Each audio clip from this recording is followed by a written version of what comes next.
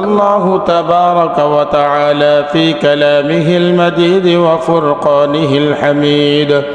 أعوذ بالله من الشيطان الرجيم. بسم الله الرحمن الرحيم.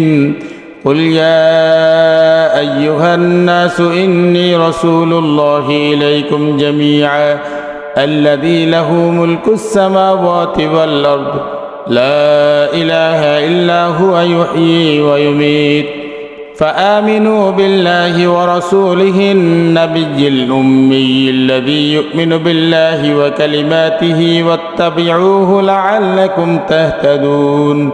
وقال تبارك وتعالى ومن يبتغ غير الإسلام دينا فلن يقبل منه وهو في الآخرة من الخاسرين.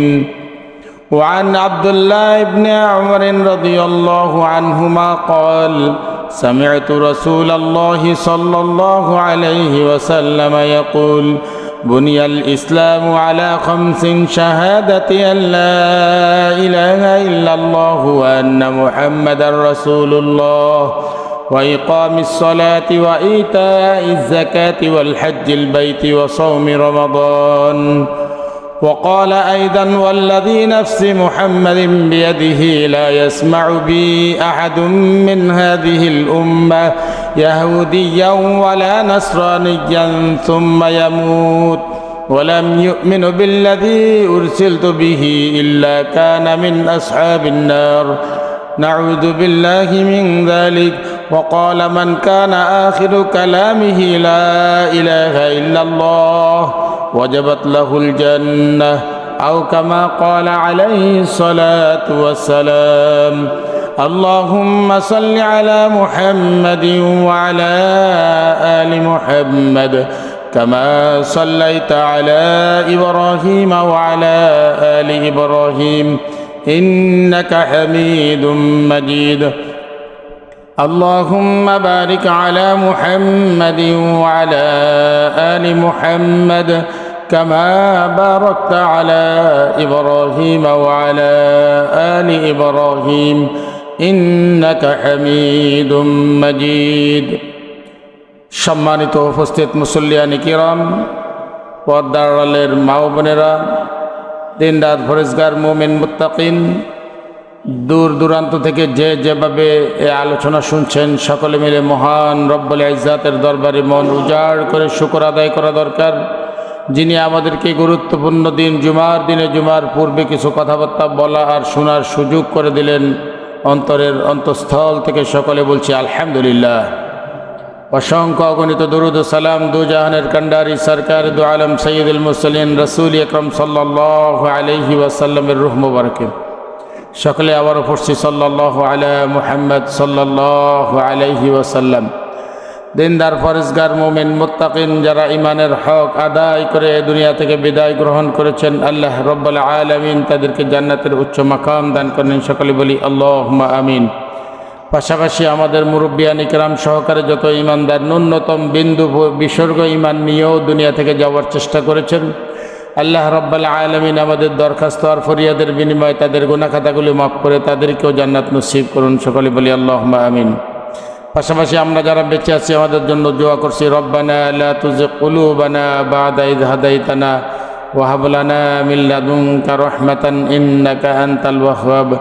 রব্বুল আলামিন হেদায়েতের যে পথ আমাদেরকে দেখিয়েছেন, যতদিন বাঁচিয়ে রাখবেন ততদিন এই পথে অটল অবিচল থাকার তৌফিক আমাদের সকলের নসিব করুন।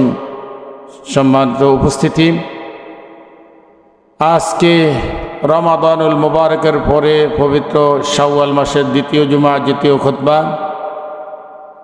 আজ থেকে আমরা ধারাবাহিক আলোচনা শুরু করব ইনশাআল্লাহ ইসলামের বুনিয়াদ সম্পর্কে, বুনিয়াদি কথাবার্তা সম্পর্কে, যে কথাগুলো বারবার শোনা আমাদের দরকার। যত বেশি শুনব তত আমাদের ঈমান মজবুত হবে, তত আমাদের আমলের সুবিধা হবে ইনশাআল্লাহ। শুরু করতে যাচ্ছি রাসূল আকরাম সাল্লাল্লাহু আলাইহি ওয়াসাল্লামের সে প্রসিদ্ধ মশহুর হাদিস, যেটা আমরা বারবার শুনেছি, বুনিয়াল ইসলাম আলা খামস। ইসলামের মূল ভিত্তি হলো 5টা। এক নম্বর তো শাহাদাতে আল্লাহ ইলাহা ইল্লাল্লাহ ওয়া আন্না মুহাম্মাদুর রাসূলুল্লাহ, সাক্ষী দিব আল্লাহ ছাড়া আর কোনো ইলাহ নাই এবং মুহাম্মদ সাল্লাল্লাহু আলাইহি ওয়াসাল্লাম আল্লাহর রাসূল। তারপর নামাজ কায়েম করতে হবে, যাকাত আদায় করতে হবে, বাইতুল্লাহর হজ করতে হবে, রমজানের রোজা রাখতে হবে। যে রমজানুল মুবারক আমাদের থেকে অতীত হয়ে গেছে মাত্র। আমরা যদি একটা ঘরের সাথে তুলনা করি, যে ঘরে বসবাস করি আমরা, ঘরের চারদিকের চারটা দেয়াল থাকে, বেড়া থাকে এবং উপরে একটা চাল বা ছাদ থাকে। কোনো ঘরের যদি ছাদ না থাকে সেই ঘরে যেমন বসবাসের উপযোগী নয়, চাল না থাকলে বসবাসের উপযোগী নয়। ছাদ বা চাল আছে, কোনো একদিকের বেড়া নাই, দেয়াল নাই, সেই ঘরও বসবাসের উপযোগী নয়। রাসূল আকরাম সাল্লাল্লাহু আলাইহি ওয়াসাল্লাম অত্যন্ত সুন্দরভাবে ইসলামকে এমন 5টা স্তম্ভ, মৌলিক স্তম্ভের সাথে আটকে দিয়েছেন। 5টা মৌলিক স্তম্ভের কোনো একটার মধ্যে যদি নাকি কারো কোনো ঘাটতি থাকে তাহলে সে আর ইসলামের মধ্যে নাই। আর কেউ যদি ইসলামের মধ্যে না থাকে তার সম্পর্কে আল্লাহ তাবারাকা ওয়া তাআলা বলেন ওয়া ইয়াবতাগি গায়রাল ইসলামি দীনান ফালান ইউকবালা মিনহু ওয়া হুয়া ফিল আখিরাতি মিনাল খাসিরিন। যে আল্লাহ প্রদত্ত রাসূল সাল্লাল্লাহু আলাইহি সাল্লাম প্রদর্শিত ইসলামের উপরে না থেকে অন্য কোনো পথের উপরে আল্লাহকে খোঁজার চেষ্টা করে, তার আমল করার চেষ্টা করে, আখিরাতকে পাওয়ার চেষ্টা করে, দুনিয়ার কল্যাণ আখিরাতের মুক্তির চিন্তা করে, তার থেকে কোনো কিছুই গ্রহণ করবে না আল্লাহ তাবারাকা ওয়া তাআলা, এবং আখিরাতে সে হবে ক্ষতিগ্রস্তদের অন্তর্ভুক্ত। আর ইসলামের এই মৌলিক 5টা স্তম্ভের প্রত্যেকটাই ব্যাখ্যার দাবি রাখে। আমরা আমাদের সাধ্য অনুপাতের চেষ্টা করব সংক্ষিপ্ত আকারে কিছু বিশ্লেষণ করার জন্যে। সর্বপ্রথম স্তম্ভ হলো যেটাকে আমরা তাওহীদ বলে থাকি, আল্লাহর একত্ববাদ। আল্লাহর একাত্মবাদের পরিচয় আল্লাহ সুবহানাহু ওয়া তাআলা কোরআনে কারীমে বিভিন্নভাবে দিয়েছেন। যেমন ছোট্ট সূরা ইখলাসের মধ্যে আল্লাহ তাআলা বলেন কুল হুয়াল্লাহু আহাদ আল্লাহুস সামাদ লাম ইয়ালিদ ওয়া লাম ইউলাদ ওয়া লাম ইয়াকুল লাহু কুফুয়ান আহাদ। হে নবী, আপনি আপনার উম্মতকে জানিয়ে দিন, বিশ্ববাসীকে বলে দিন, অথবা আমরা যারা তেলাওয়াত করছি আমাদেরকে লক্ষ্য করে আল্লাহ তাবারাকা ওয়া তাআলা বলছেন তোমরা বলে দাও হু আল্লাহ, তিনি আল্লাহ, আহাদ যিনি একক। আল্লাহ শুধু একই নয়, আল্লাহ একক। এক আর এককের মধ্যে পার্থক্য হলো অনেক কিছুই এক হতে পারে, তো একক হতে পারে না। যেমন আমাদের উদাহরণস্বরূপ আমাদের 2টা হাত আছে কাজকর্ম করতে। এক হাত দিয়ে কোনো কিছু যথাযথভাবে আঞ্জাম দেওয়া যায় না। শক্ত কিছু, মজবুত কিছু, ভারী কিছু, গুরুত্বপূর্ণ কোনো কাজ এক হাতে হয় না। হালকা সালকা কিছু হতে পারে, তো গুরুত্বপূর্ণ কাজ, ভারী কাজ, মজবুত কাজ, মূল্যবান কাজ এক হাতে করা সম্ভব নয়। এমন আঞ্চলিক প্রবাদ আছে, এক হাতে তালি বাজে না, এক হাতে একটু তুলি বাজবে তাও সম্ভব না, একের দ্বারা সম্ভব না। কিন্তু আল্লাহ সুবহানাহু ওয়া তাআলা তিনি এক নয়, একক। অর্থাৎ তিনার একটা এমন যে এক দ্বারা তিনি আওয়াজ করা লাগবে না, তার একজন ফেরেশতা যে ইসরাফিলকে হুকুম করবে না, সে সিংহায় একটা ফু দিবে, সব কিছু লণ্ডভণ্ড হয়ে যাবে। তিনি এমন এক একক, তিনি এই তার এককত্ব দ্বারা যা চান তা করেন, এর মাঝে কেউ বাধা সাজতে আসে না। তিনি চাইছেন তো এই মুহূর্তে বৃষ্টি প্রবাহিত করে দিয়েছেন, কার ধান শুকায় নাই, কার ধান ভিজা, কার কি সুবিধা অসুবিধা ভালো মন্দ সেখানে কেউ ঠেকায় রাখার ক্ষমতা রাখেন। তিনি এমন এক একক, তার সামান্য হুকুমে ভালো মন্দ সব কিছু ঘটে যায়। হু আল্লাহু আহাদ আল্লাহুস সামাদ, তিনি অমুখাফেকি, তিনি কাহারও মুখাফেকি নয়। লাম ইয়ালিদ ওয়া লাম ইউলাদ, না তিনি কাউকে জন্ম দিয়েছেন না কেউ তাকে জন্ম দিয়েছে। ওয়া লাম ইয়াকুল লাহু কুফুয়ান আহাদ, তার সাথে তুলনা দেওয়ার মতো কেউ নেই। যদি তার সাথে কোনো কিছুতে কেউ তুলনা দেয়, এ তুলনা দেওয়ার নাম হলো শিরক। আমরা সম্ভবত আজকে তাওহীদ সম্পর্কে বিস্তারিত আলোচনা শুনে ক্লিয়ার করতে পারবো না, আগামী সপ্তাহ আমাদের লেগে যাবে ইনশাআল্লাহ। বাকি কথা আমরা আগামী সপ্তাহে শুনব। আল্লাহর একত্ববাদ মৌলিক তিনটা বস্তুর মধ্যে প্রমাণ করতে হবে। সর্বপ্রথম তো মুখে স্বীকার করতে হবে আল্লাহ ছাড়া আর কোনো ইলাহ নাই।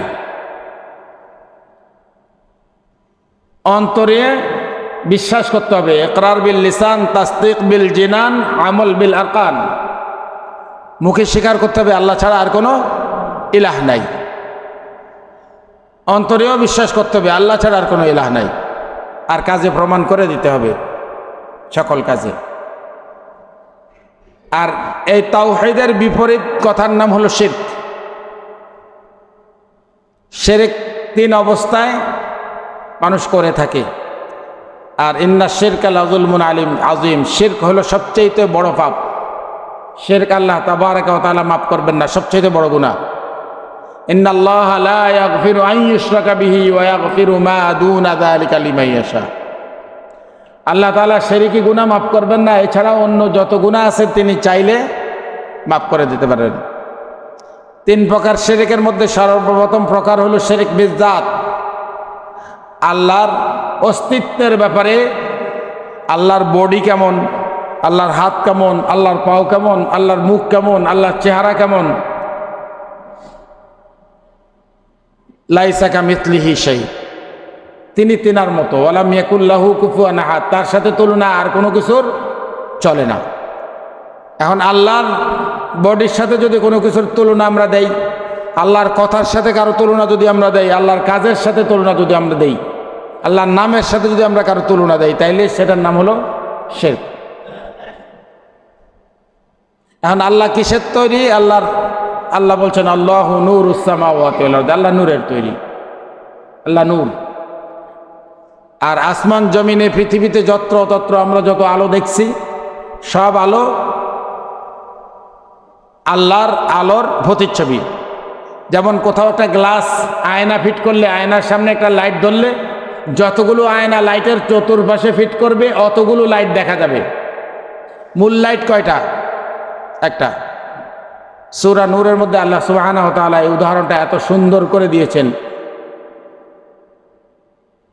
মিসবাহ কাল মিসবাহু ফি জুজাজা, আয-জুজাজাতু কাআন্নাহা কাওকাবুন দুররিয়্যুন ইউকাদু মিন শাজারাতিন মুবারাকাহ। অত্যন্ত সুন্দর চমৎকার উদাহরণ হলো, আল্লাহ বলছেন এই পৃথিবীর যত্রতত্র তোমরা যত আলো দেখছো, নূর দেখছো, সব আমার নূর, আমার আলোর প্রতিচ্ছবি। যেমন তোমরা একটা লাইট জ্বালিয়ে চতুর্পাশে যত গ্লাস ফিট করবে তত লাইট দেখবে। দেখে আমি আল্লাহ সুবহানাহু ওয়া তাআলা চন্দ্রের মধ্যে লাইট ফিট করে সেখানে আমার নূরের প্রতিচ্ছবি দিচ্ছি, সূর্যের মধ্যে দিচ্ছি, তারকার মধ্যে দিচ্ছি, গ্রহ নক্ষত্রের মধ্যে দিচ্ছি, আর সেখান থেকে তোমাদের আলোর উৎস হচ্ছে। তো আল্লাহর বডি হলো কিসের তৈরি? নূরের। আল্লাহ কিসের তৈরি? নূরের। আল্লাহ ছাড়া আর কেউ অরিজিনাল নূরের না। এটা আল্লাহর পরিচয় দিচ্ছেন। দ্বিতীয় পরিচয় আল্লাহর, যে পরিচয়ের ব্যাপারে আমরা আপোষ করলে শিরক হবে, তা কি? তা হলো আল্লাহর গুণ। আল্লাহ যা পারেন অন্য কেউ তা পারেন মনে করার নাম হলো শিরক। এই ব্যাপারে আমরা অহরহ ভুল করি। যে অভাব লাগছিল, আল্লাহ মেহেরবানি করছে, ছেলের যথাসময় টাকা পাঠাইছে, এটা না বলে আমরা বলে থাকি ছেলে যদি সময় মতো টাকা না পাঠাইতো তাহলে আবার বাঁচা মুশকিল ছিল, তার মারে বাঁচানো মুশকিল ছিল। ছেলেরে সময় মতো টাকা পাঠানোর তৌফিক দিয়েছেন কে? আল্লাহ। আরেকজনের মাও বেঁচে গেছে, কিন্তু তার ছেলে সময় মতো টাকা পাঠাতে পারে নাই। কিন্তু কারো সময় মতো টাকা পাঠানোর পরেও বাঁচাতে পারেনি। তাহলে ছেলের টাকায় বাঁচায় নাই, বাঁচাইছে কে? আল্লাহ। খেতে যদি এবার ভালো ফসল না হইতো তাহলে এবার উপায় আসলো না, আমরা বলে থাকি।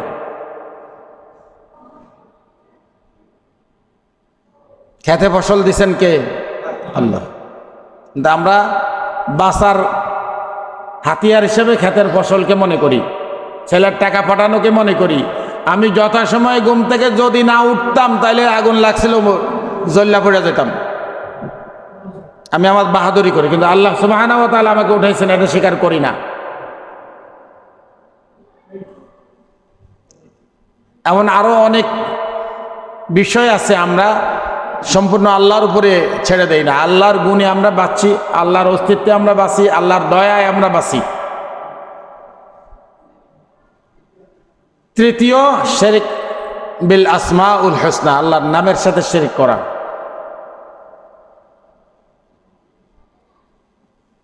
এই বাসারা আব্দুল মান্নান, আল্লাহ হলেন মান্নান, আমরা ওনারে মান্নান কয়ে ডাকি।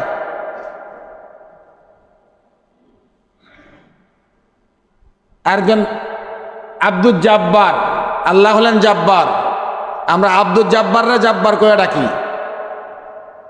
আব্দুল গফফার, আব্দুল সত্তার, আব্দুর রহমান, আব্দুর রহিম, আব্দুল করিম, আল্লাহর নামের সাথে সংযুক্ত নামগুলো আব্দ শব্দ ব্যবহার না করলে এটাও শিরক। তাহলে শিরক তিন প্রকার: আল্লাহর জাতের সাথে শিরক করা, আল্লাহর নামের সাথে শিরক করা, আল্লাহর গুণের সাথে শিরক করা। আর আল্লাহ তাআলা শিরকি গুনাহ কি করবেন না? মাফ করবেন না। তাইলে ইসলামের মৌলিক 5 স্তম্ভের প্রথমটা হলো কালিমাতুত তাওহীদ, লা ইলাহা ইল্লাল্লাহ, আল্লাহ ছাড়া আর কোনো ইলাহ নাই। মুহাম্মাদুর রাসূলুল্লাহ, মুহাম্মদ সাল্লাল্লাহু আলাইহি সাল্লাম আল্লাহর রাসূল। যে ব্যক্তির শেষ কথা হবে, রাসূল সাল্লাল্লাহু আলাইহি সাল্লাম বলছেন, মান কানা আখিরু কালামিহি লা ইলাহা ইল্লাল্লাহ ওয়াজাবাত লাহুল জান্নাহ। যার শেষ শব্দ পর্যন্ত, মৃত্যুর আগের শব্দ পর্যন্ত কি হবে? লা ইলাহা ইল্লাল্লাহ, তার জন্য জান্নাত ওয়াজিব। এখন রেলগাড়ির মধ্যে সারাদিন হাইটা চিনাবাদাম চিনাবাদাম কয়, রাত্রে ঘুমের মধ্যেও সে কি কয়ে ডাকে? চিনাবাদাম।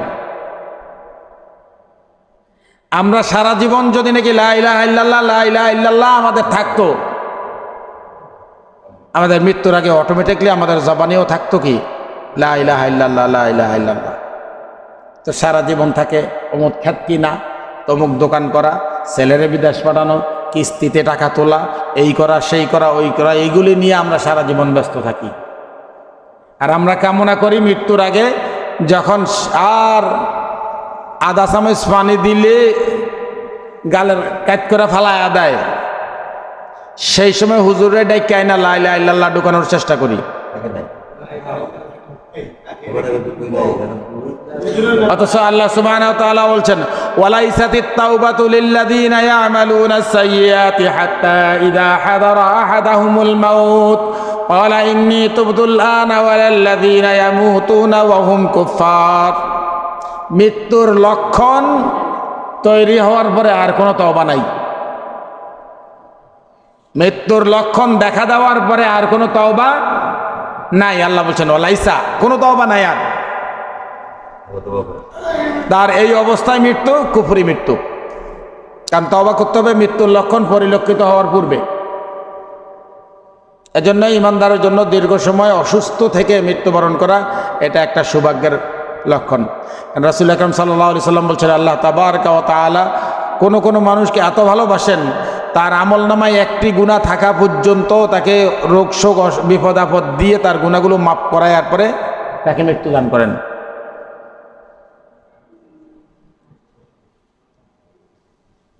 এজন্য শেষ কথা জীবনে কি হতে হবে? লা ইলাহা ইল্লাল্লাহ। জীবনের শেষ কথা লা ইলাহা ইল্লাল্লাহ কখন হবে? যখন সে লা ইলাহা ইল্লাল্লাহর উপরে তার ব্যক্তিগত জীবন, পারিবারিক জীবন, সাংসারিক জীবন, ব্যবসা বাণিজ্য, কাজ কারবার, লেনদেন, আচার আচরণ সবকিছু লা ইলাহা ইল্লাল্লাহর দাবি অনুপাতে পরিচালনা করবে। মৃত্যুর সময় লা ইলাহা ইল্লাল্লাহ বের হয়ে যাবে।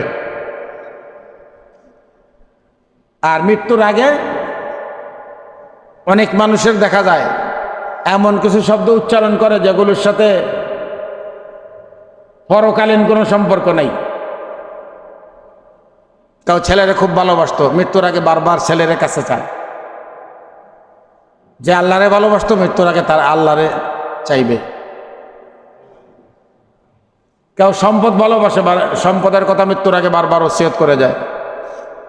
এভাবে যাবতীয় চিজ ও আসবাবের বিষয় চিন্তা করলে মৃত্যুর আগে কার কোন কথাটা বাইরে সেটা হলো আখের আসল কথা।